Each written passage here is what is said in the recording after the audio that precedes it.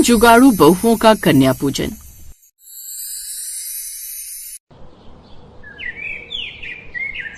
जय अम्बे गौरी मैया, जय श्यामा गौरी, तुमको निश दिन ध्यावत, तुमको निश दिन ध्यावत, हरि ब्रह्मा शिवरी, जय अम्बे गौरी जय हो। दुर्गा मैया की पूजा तो हो गई, अब चलकर जल्दी से नाश्ता बना देते हैं। हाँ दीदी चलिए, नहीं तो सभी भाइयों को देर हो जाएगी। दुर्गा मैया की पूजा कर तीनों बहुएं जल्दी से अपने अपने पतियों के लिए चूल्हे पर नाश्ता तैयार करती है। अरे तुम लोगों को नाश्ता नहीं करना है क्या? आप भूल गए आज शुक्रवार है और हर शुक्रवार हम माँ दुर्गा के लिए व्रत रखते हैं। तुम और तुम्हारा व्रत। ऐसे मत बोलिए जी, व्रत रखने से हमारे दिल को एक सुकून भी मिलता है। हाँ अब आप लोग जल्दी से नाश्ता कर लीजिए, वरना आज भी फैक्ट्री के लिए लेट हो जाएंगे। तीनों भाई जल्दी से नाश्ता करके अपनी अपनी फैक्ट्री के लिए निकल जाते हैं। वही तीनों बहुएं मिलकर घर की सारी साफ सफाई करती हैं और खाने की तैयारी करने लगती हैं। अगले हफ्ते से नवरात्रि शुरू है। इस बार नवरात्रि कैसे बनाएंगे? हमारे पतियों का काम भी ठीक नहीं चल रहा है।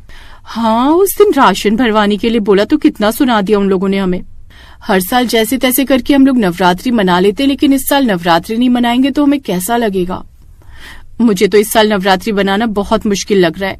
तीनों बहुएं नवरात्रि को लेकर काफी परेशान हो रही होती हैं कि तभी उनमें से सबसे बड़ी बहू पायल कहती है, एक काम क्यों नहीं करते, हम तीनों भी कोई नौकरी ढूंढ लेते हैं, जो पैसे मिलेंगे उससे आराम से नवरात्रि मनाएंगे और अच्छे से कन्या पूजन भी करेंगे। नौकरी कर तो ले, लेकिन कहीं नौकरी मिलनी भी चाहिए, हमें कौन ही नौकरी देगा? नवरात्रि और कन्या पूजन को लेकर तीनों बहुएं काफी परेशान हो रही होती हैं और ऐसे 1-2 दिन निकल जाते हैं।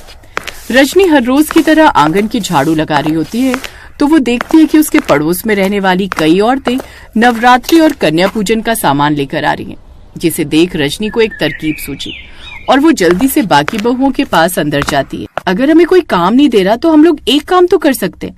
नवरात्रि शुरू होने में अब सिर्फ कुछ ही दिन रह गए। दुर्गा मैया की पूजा के लिए हर दिन लोग ताजे ताजे फूल और मालाएं खरीदते हैं, तो क्यों ना हम लोग जंगल से फूल लाकर उनकी सुंदर सुंदर मालाएं बनाकर बेचें। ये तो बहुत अच्छी तरकीब बताई तुमने। मैं तो सोच रही हूँ कि हम लोग फूल के साथ साथ माता रानी की चुनरी भी बनाकर बेचेंगे। हमारे घर में कपड़ों की बुनाई का सामान तो रखा ही हुआ है। कतरन मार्केट से कपड़े लाकर हम उनकी बुनाई करके आराम से माता रानी की चुनरी बनाकर बेचेंगे। और टीना, तुम बेसन के लड्डू भी तो कितने अच्छे बनाती हो। अगर प्रसाद के रूप में हम बेसन के लड्डू और बूंदी बेचें तो हम अच्छे खासे पैसे कमा सकते हैं और इस साल हम बड़े धूमधाम से कन्या पूजन करेंगे। तीनों बहुओं को एक दूसरे की तरकीब से काफी ज्यादा खुशी होती है, जिसके बाद अब रजनी पायल के साथ जंगल जाती है और वहाँ से ढेर सारे सुंदर सुंदर फूल तोड़कर इकट्ठा कर लेती है।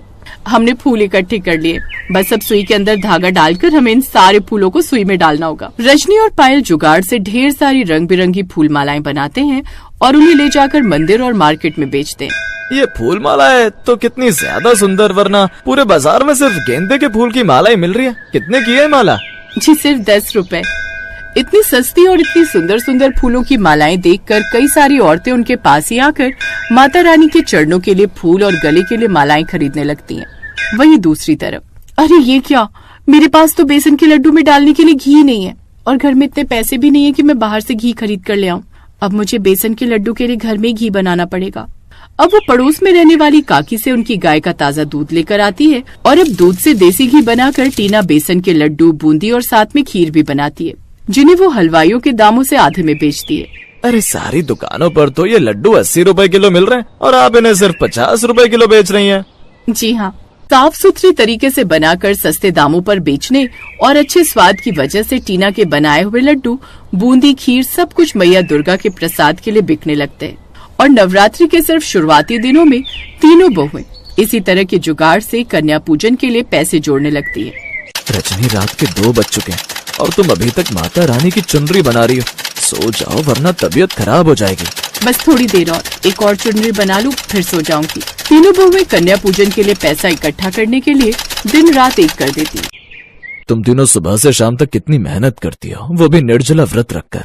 पूरे व्रत रखने की क्या जरूरत है, ऐसे तो तुम सबकी हालत खराब हो जाएगी। परेशान मत होइए, माता रानी है हमारे साथ, उनके रहते हुए हमें कुछ नहीं होगा। ऐसे ही समय गुजरता है और अब कन्या पूजन के लिए सिर्फ एक दिन रह जाता है। मुझे तो यकीन ही नहीं हो रहा है कि हमने सिर्फ 1.5 हफ्ते के अंदर कन्या पूजन के लिए इतने सारे पैसे जोड़ लिए। इससे तो हम अच्छे से कन्या पूजन मना सकते हैं। हाँ, इस साल की कन्या पूजन अब तक की हमारी सबसे अच्छी कन्या पूजन होगी। तीनों बहुएं कन्या पूजन का सामान लेने के लिए मार्केट जाती हैं और सारा सामान ले लेती हैं। लेकिन जैसे ही वो कन्या को खिलाने के लिए प्लेट लेने जाती हैं तो हर दुकान में प्लेट्स खत्म हो चुकी होती हैं और स्टील की प्लेट्स काफी ज्यादा महंगी होती हैं। नवरात्रि की वजह से सारी प्लास्टिक की प्लेट खत्म हो गई और स्टील की एक प्लेट 100 रुपए से कम नहीं है। अब हम कन्याओं को खाना किसमें खिलाएंगे? तीनों बहुएं कन्याओं को खाना खिलाने के लिए प्लेट को लेकर काफी परेशान होती हैं कि तभी पायल को कुछ याद आता है। रजनी, तुम्हें याद है जब हम फूल लेने के लिए जंगल जाते थे तो वहाँ पर बहुत बड़े बड़े केले के पेड़ भी थे। केले के पेड़ के पत्ते काफी बड़े होते हैं और पुराने समय में लोग केले के पत्तों में ही तो खाना खाते थे। अगर हम भी केले के पत्तों में ही कन्याओं को भोजन परोसे तो? हाँ, हम ऐसा कर सकते हैं। आज भी कई जगहों पर कन्याओं को ऐसे पत्तों में ही खाना खिलाया जाता है। दोनों बहुएं आकर जंगल से ढेर सारे बड़े बड़े केले के पत्ते इकट्ठा कर लेती हैं और उन्हें घर लाकर उन्हें अच्छे से साफ कर लेती हैं और एक से एक जुगाड़ के साथ वो अपनी सभी परेशानियों को खत्म कर देती हैं। वहीं अगले दिन सुबह सुबह उठकर तीनों बहुएं अच्छे से घर की सफाई करके कन्या पूजन के लिए खाना बनाती हैं और सबसे पहले भोग दुर्गा मैया को चढ़ाकर उनकी अच्छे से पूजा भी करती हैं। दुर्गा मैया की तो पूजा हो गई, अब जल्दी से कन्या पूजन के लिए कन्या को भी बुलाकर ले आते हैं और अब सभी बहुएं एक एक कर सभी कन्याओं को भोजन परोसने लगती हैं। बच्चों, कैसा लग रहा है तुम्हें खाना? मिर्च मसाले ठीक है ना? आंटी, आपने बहुत अच्छा खाना बनाया। अभी तक हम जिन जिन घरों में कन्या पूजन के लिए गए हैं, हमें तो बस सबसे अच्छा खाना आपके घर का ही लगा है। सभी कन्याओं को खाना पसंद आता है। ये देख तीनों बहुएं काफी ज्यादा खुश होती हैं। जिसके बाद वो सभी कन्याओं को पेट भर खाना खिलाती हैं। सभी कन्याओं के जाने के बाद अब सभी बहुएं अपने अपने पतियों के साथ बैठकर कन्या भोज खाने लगती हैं। मुझे लगा नहीं था कि इस बार हमारे घर में इतनी अच्छी कन्या पूजन होगी। तुम तीनों ने अपनी जुगाड़ और अपनी मेहनत से इतनी अच्छी कन्या पूजन करी है और ढेर सारी कन्याओं को पेट भर भोजन करवाया है। लेकिन अब ये जो भोजन बच गया उसका क्या करेंगे? हमें लगा ही नहीं था कितने कम सामान में भी हम इतना सारा कन्या भोज बना लेंगे। सच कहें तो जब इतनी सारी कन्या हमने देखी तो हम तो घबरा गए, लेकिन सब माता रानी की कृपा से अच्छे से हो गया और हम सबके भोजन करने के बावजूद भी इतना सारा भोजन बच गया। अब हम इस भोजन को ले जाकर गरीब और जरूरतमंद लोगों को देंगे। तीनों बहुएं कन्या पूजन के बचे हुए सारे खानों को ले जाकर गरीब और जरूरतमंद लोगों में बांट देते हैं, जिसके चलते कई लोगों की दुआएं उन्हें मिलती हैं। इसी के साथ तीनों बहुएं अपने जुगाड़ को जारी रखती हैं और साल भर इसी जुगाड़ के चलते वो काफी अच्छे पैसे इकट्ठा कर लेती हैं और हर साल कन्या पूजन के साथ साथ वो गरीब और जरूरतमंद लोगों के लिए भोजन भी करवाती हैं।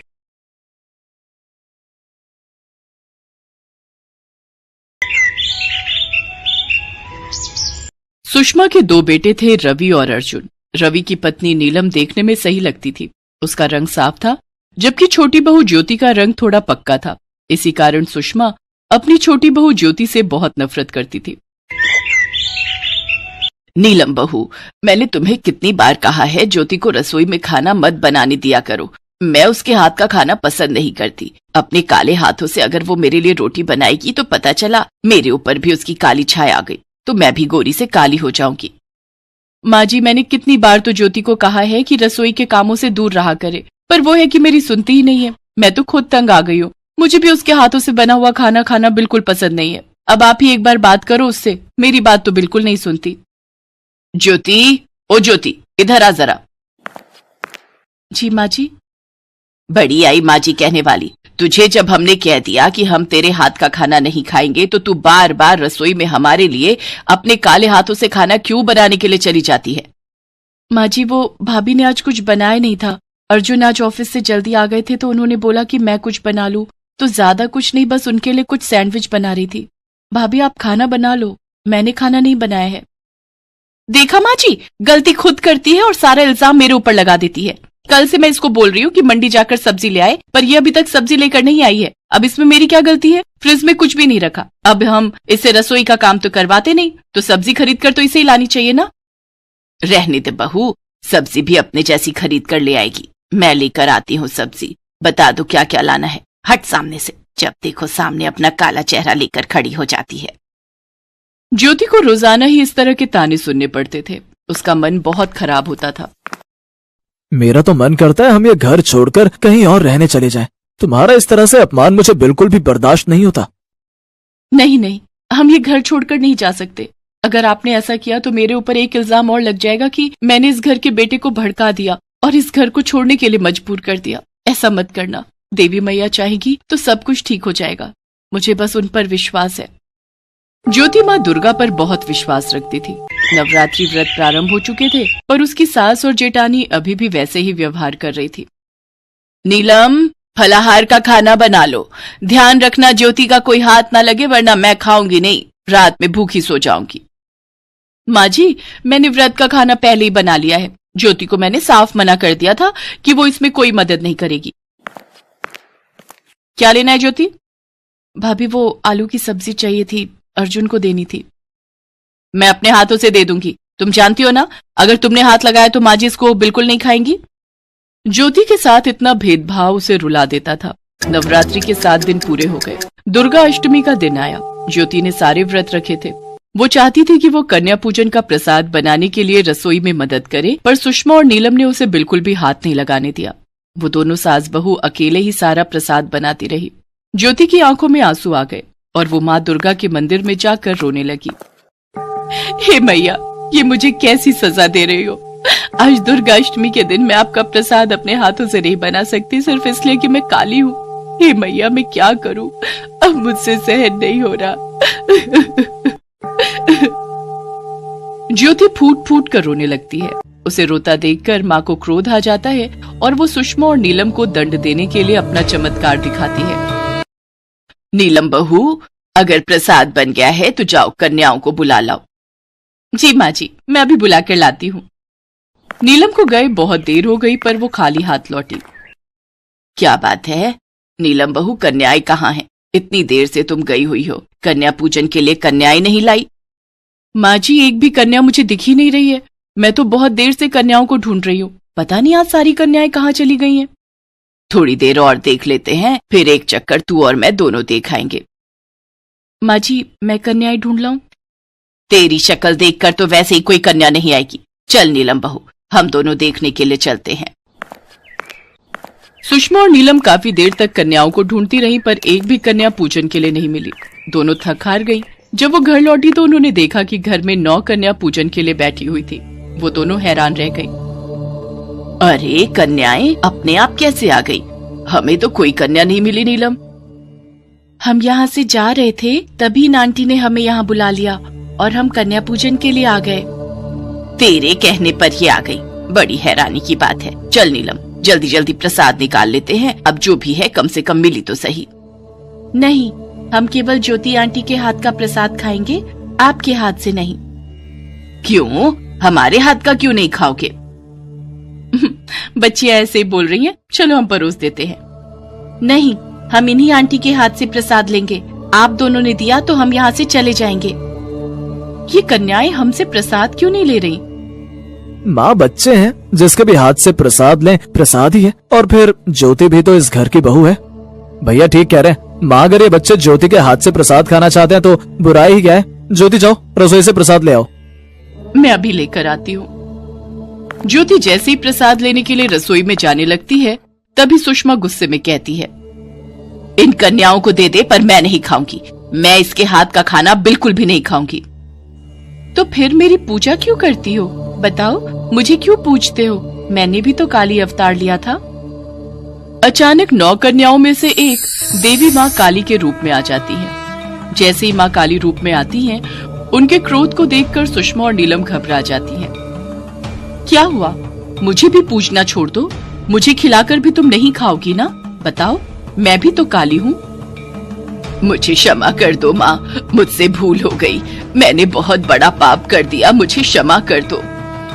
9 देवियां मेरे घर आई, हमें दर्शन दिए। आपके दर्शन पाकर हमारे परिवार का जीवन सफल हो गया। मेरी सास और जेठानी को क्षमा कर दो मैया। इस प्रसाद को ग्रहण करो, हमें क्षमा कर दो मैया।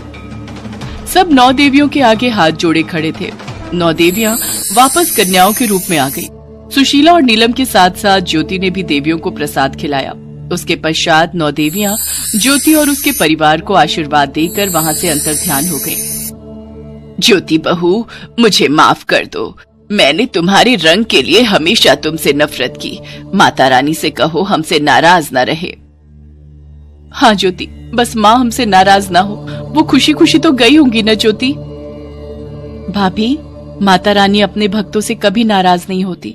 जो भी भक्त सच्चे दिल से उनसे क्षमा मांगते हैं वो उन्हें माफ कर देती हैं और अपने भक्तों पर सदैव कृपा रखती हैं। चलो हम सब मिलकर माँ की आरती करते हैं और उन्हें धन्यवाद कहते हैं।